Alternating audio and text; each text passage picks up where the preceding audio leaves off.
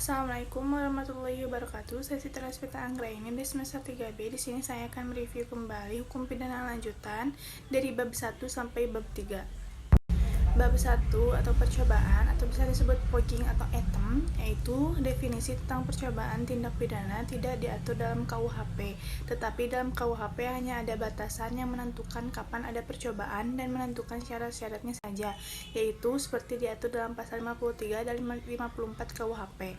Pasal 53 KUHP itu mencoba melakukan kejahatan dipidana jika niat untuk itu telah ternyata dari adanya permulaan pelaksanaan dan tidak selesainya pelaksanaan itu bukan semata-mata disebabkan karena kehendaknya sendiri. Yang kedua, maksimum pidana pokok terhadap kejahatan dalam hal percobaan dapat dikurangi sepertiga. Yang ketiga, jika kejahatan diancam dengan dipidana mati dan dipidana seumur hidup, dijatuhkan pidana penjara paling lama 15 tahun. Yang keempat, pidana tambahan bagi percobaan adalah sama dengan kejahatan selesai. Pasal 54 KUHP itu mencoba melakukan pelanggaran tidak dipidana.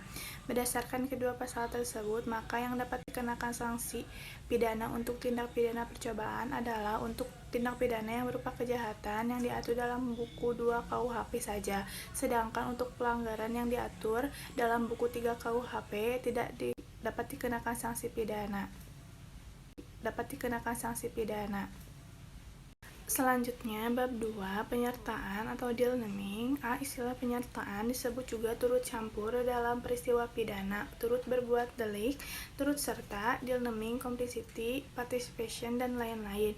Yang B, pengaturan penyertaan secara umum buku 1 bab 5 KUHP pasal 55 sampai 62. Secara khusus, secara tersebar dalam buku 2 KUHP, buku 3 KUHP, dan beberapa peraturan di luar KUHP atau tindak pidana khusus. Yang C, pengertian penyertaan. Penyertaan adalah apabila suatu tindak pidana terlibat lebih dari satu orang atau beberapa orang melibatkan diri dalam satu tindak pidana.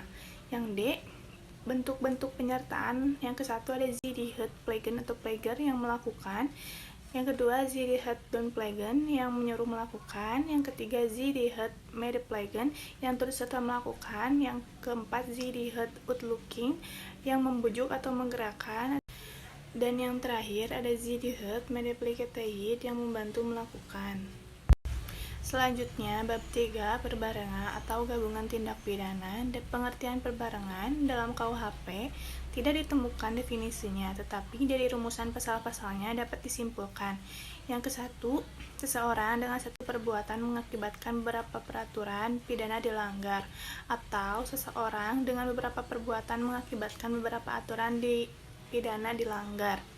Yang kedua, di antara perbuatan-perbuatan tersebut, hakim belum pernah menjatuhkan putusan atau vonis yang telah mempunyai kekuatan hukum yang pasti dan tetap.